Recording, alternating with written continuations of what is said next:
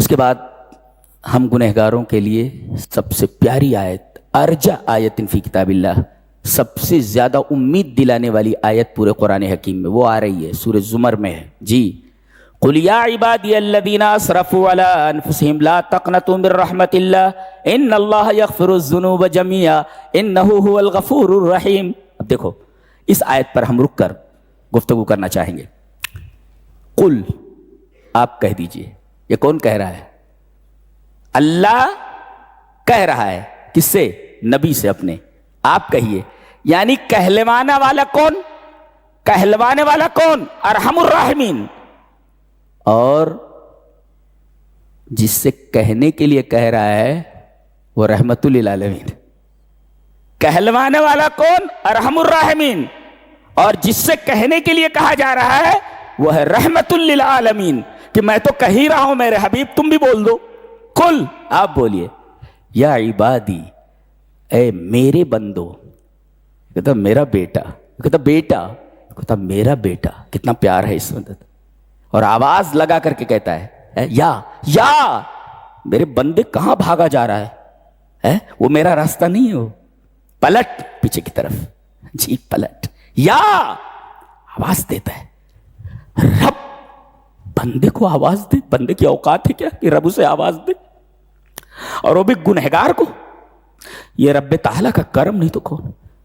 خود ارحم الراحمین اور رحمت للعالمین سے کہہ رہا ہے تم کہو، اور پھر آواز دے رہا ہے یا اے پلٹو میری طرف، تم جس راستے پر جا رہے ہو وہ راستہ ٹھیک نہیں ہے، وہ راستہ جنت کی طرف نہیں جا رہا ہے۔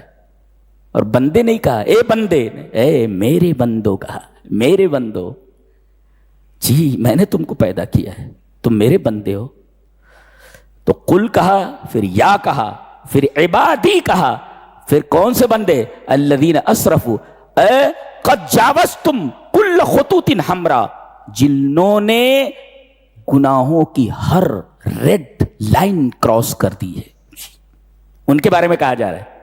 کوئی گناہ ایسا نہیں ہے جو گناہ تم نے کیے نہیں ہیں۔ قد جاوزتم کل خطوط حمراء، تم نے گناہوں کی ہر لمٹ، ہر ریڈ لائن کراس کر دی ہے، ان کے بارے میں کہا جا رہا ہے۔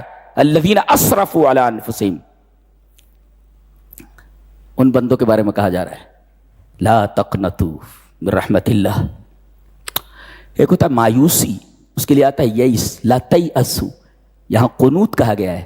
القنوت اقل درجۃ من الیاس، مایوسی کا سب سے کم ترین درجہ قنوت ہے۔ اللہ فرما رہا ہے مایوسی کے کمتر درجے کو بھی تمہارے دل میں نہیں آنا چاہیے۔ جی یاس نہیں کہا گیا، لا تیأسوا، مایوس مت ہو۔ لا تقنطوا کہا گیا، تو القنوت اقل درجۃ من الیاس، مایوسی کے سب سے کمتر درجے کو قنوت کہا جاتا ہے۔ یاس، مایوسی تو بہت بڑی چیز ہے، میرے بندے تم قنوت مت کرنا جو مایوسی کا ادنا درجہ ہے، مایوس مت ہونا کبھی بھی تم۔ اللہ اکبر، اتنی کوئی تسلی دے سکتا ہے کیا کسی گنہگار کو؟ لا تقنطوا،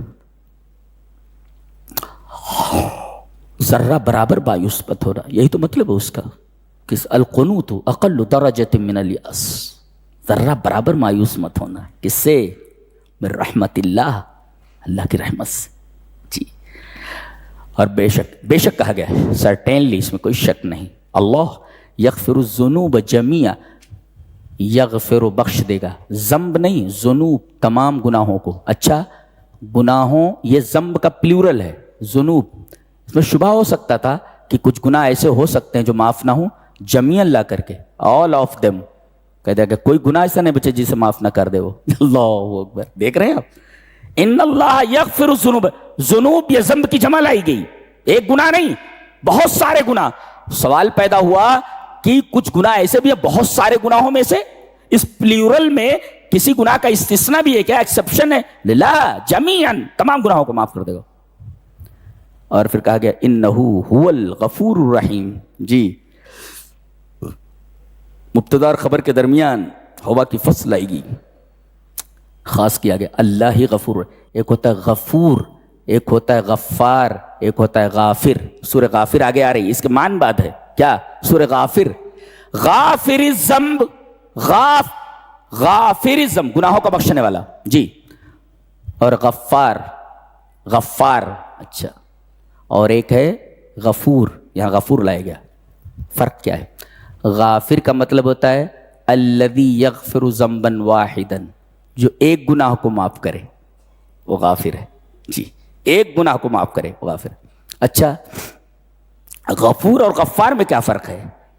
غفور وہ ہے الذی یغفر الذنوب العظام، جو بڑے بڑے گناہوں کو معاف کرے.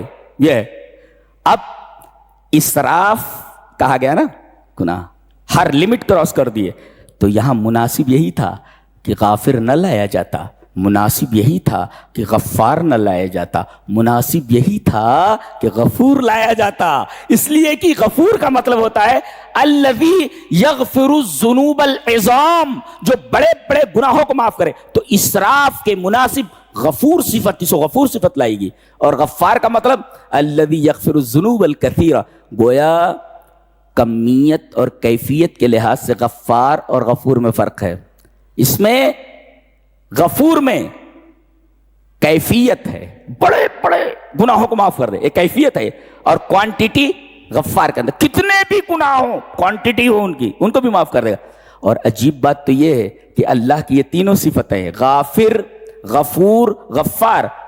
اور بندے کی، گنہگار بندے کی بھی یہ تین صفتیں ہوتی ہیں، ظالم، ظلوم، ظلام. اور یہ تینوں قرآن میں آئے ہیں جی، ظالم، ظلوم، ظلام. تو ظالم وہ ہے جو تھوڑا ظلم کرے جی، اور ظلوم وہ ہے جو بڑے بڑے ظلم کرے. غفور الذی یغفر الذنوب العظام، اور ظلام جو بہت زیادہ ظلم کرے. ظاہر ہے کہ گنہگار بندوں کی یہ تین صفتیں، تو اللہ تبارک تعالیٰ کی بھی تین صفتیں، غافر، غفور، غفار. اس لیے کہ بندوں کی صفت ظالم، ظلوم، ظلام. سبحان اللہ، کیا آیت کریم ہے. قربان ہونے کو جی چاہتے رب تعالیٰ کے اوپر. جی جی جی جی، یہ ہمارا رب ہے جی، جس کو ہم نے چھوڑ رکھا ہے. ہم اس کی محبت کو اپنے دل میں بسائیے، آپ کے سارے معاملات حل ہو جائیں گے. سارے معاملات یہیں حل ہو جاتے. کہاں؟ رب تعالیٰ سے.